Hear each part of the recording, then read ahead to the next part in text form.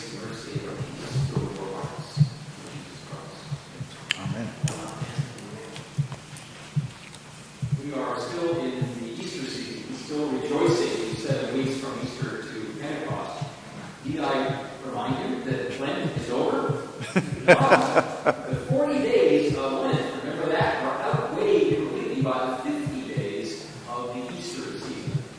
This is why we actually drop out the liturgical confession of sins during the Easter season. It's not that we're not sinners anymore, but especially in this season, we aren't concentrating on what's wrong with us, what's wrong with the human condition, or the failures of individual Christians. We're concentrating on what's right with Jesus Christ. Amen. Amen.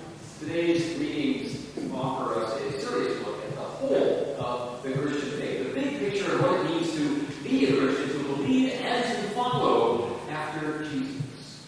For what we think about Jesus, our belief system, is only the beginning. Our belief in Jesus and in the rightness of what the Bible claims for him are like ingredients, but the recipe follows.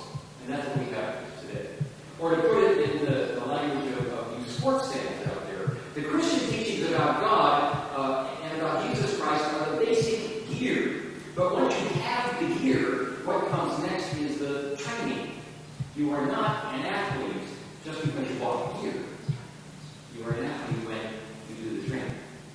So this is why I use one specific phrase many times: the Christian faith and life.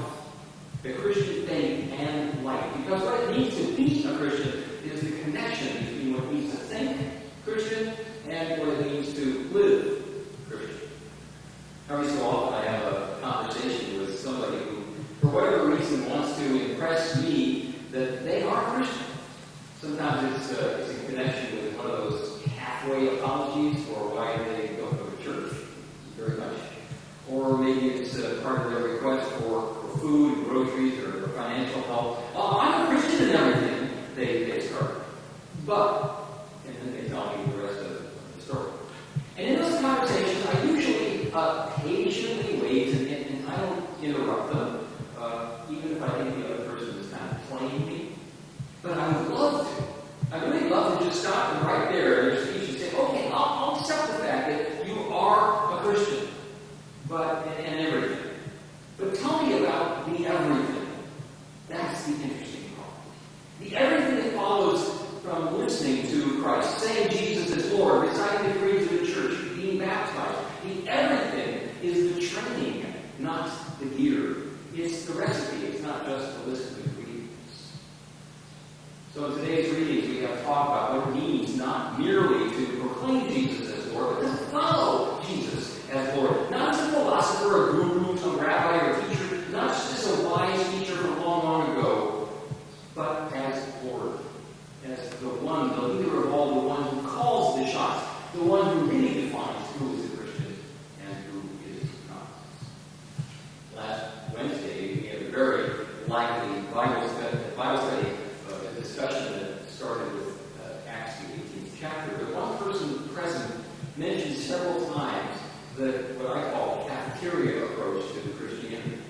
That is, you look it over, you find what you like, you take that, and just leave the rest. Okay, I'll admit that there's a lot of complex and lengthy stuff in Christian teachings that can be just left. There's a lot of rules and views and dogmas and regulations about what it means to be a Christian that I don't want, and we don't want, you don't want. You don't need all of it. The same way that a good athlete does not need all of the gear that there is in the world, but the athlete does need the training. The athlete needs the prompting of those Nike advertisers. Remember this? It's a phrase they came up with years ago. Just do it. That defines the Christian. In the second reading this morning, we have the Apostle John's best advertising slogan. Beloved, he says, let us love one another.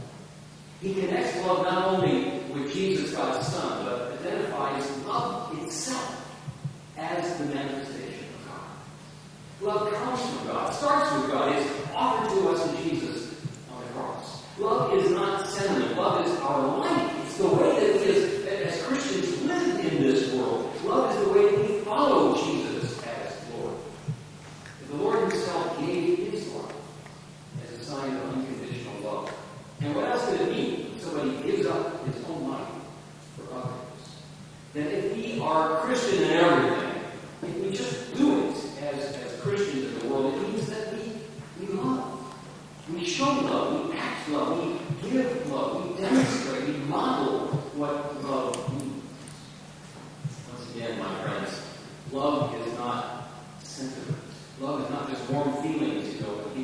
attracted to one another and get emotional comfort in return. Love is commitment, not comfort. Sometimes it's very uncomfortable to make and to keep a commitment. To love someone all the time, and especially when they haven't earned it and they don't deserve it. That is commitment. And that's the love of God that we have received, offered to us. But we don't deserve it, we can't possibly earn it. Love is not a warm feeling, but a decision to extend ourselves, to put ourselves out there for the sake of others. Sometimes even to push ourselves beyond our own limits. Not because it feels good, but because God is love, and God's love in us impels us to be as godly as we can. We love one another, says John. God lives in us. Love is perfected in us. Yesterday I watched a short trailer for a film called Feet, a long-distance runner named Tim Borland. The film was made by Brad and Deb Carr, who are members of the Emmanuel Lutheran Church in North Hollywood. Feet is apparently quite a tearjerker that's made to raise public consciousness about an extremely rare and terminal childhood disease. I can't even pronounce it, but it's referred to as AT. Maybe Marie's heard of it before. It affects only a few hundred children in America, so it's not very widely known. But Tim Borland set out to change all that by running marathons to raise public awareness for AT. And his feat, which is pretty unthinkable, even among marathoners, is that he ran not one marathon, but one a day. 63 of them for 63 consecutive days. The distance of over 1,600 miles in about 2 months. 29 states and Canadian provinces were covered. And yes, he got a lot of media attention, and so did the disease AT. But the real story is that he kept on going, even after America became aware of AT. Borland did these marathons, usually pushing a cart in front of him with a child living with that disease, or carrying the banner with the name of the child who had died. I don't know the brand of his sneakers, but Tim Borland just did it. And that's what it means to be Christian. The second word here is found in the gospel where Jesus is speaking. He's using the language of the grapevine. When I was a young boy in Bakersfield, my dad grew grapes, Thompson, seedless, and muscat grapes. The vines, are dormant in the wintertime, but as spring comes on, they start putting out their shoots, long shoots and branches that twine and trail and wrap around anything that they can find and hang on to. They would become so long that I remember as a child, I tried to trace an individual branch to see where it went everywhere across this trellis. It covered the entire side and the back of our garage. Jesus says that He is the true vine. And that God is the vine grower who prunes and shapes the vine so that the vines will actually bear fruit. Abide in me, said Jesus, as I abide in you. In other words, we're connected. We are attached to the vine. We must remain connected in order to bear fruit, in order to live. But whoever does not abide in Jesus is thrown away like a branch cut off or broken and just withers. Again, I don't talk back to people who want to explain to me how they are Christian and everything, but I'm thinking, if you want to think of yourself as a Christian, if you admire Jesus, stay connected. Being a Christian is about connections, isn't it? Not discussions. It's about being joined to the whole vine. That means the whole faith family, the community of people here and all over the world, for that matter, who are connected to Jesus Christ. Not being just privately spiritual, trying to shut out the rest of the world, but intimately connected to others, because when we are connected to the true vine, we will bear fruit. When we become distant, often because we're wannabe athletes, we walk the gear but hate training, we bear no real fruit. Or like I said several times before, that we're not really cowboys then, we're just all hat and no cattle. So, okay, where are we? 1, abide in love. Just do it. 2, stay connected and bear fruit. That's the third point. The first reading this morning, which I saved for last, is the story of one of the first deacons of the church. Not an evangelist or an apostle, but a deacon, someone who was ordained to service, not to theology. And Philip believed himself to be guided by God in Egypt. He's led down the road and comes across a foreigner, an African, an Ethiopian eunuch who was traveling home. The story is beautifully told. It reveals how Christianity first came to Ethiopia through this one convert. The eunuch was apparently a highly placed official in the queen's court. And that helped, because when he got home, he had authority enough to tell others. But he was already interested in the monotheism of the Jewish faith. When an angel of God made sure that his path crossed that of Philip the Deacon. And as they talk, the eunuch comes to understand the meaning of the ancient scriptures, and he asks for baptism and becomes a Christian. We usually don't pay much attention to the backstory here, but that's what makes this story so interesting for me. First, the Ethiopian man is obviously black. Not Jewish or Greek or Roman or Caucasian. So all the talk about carrying the gospel to everybody, to the ends of the earth that we see in the Bible, starts right here when Philip sensed the angel of God was telling him, just do it. Approach this man. He is someone who will come to believe. And second, the man was a eunuch.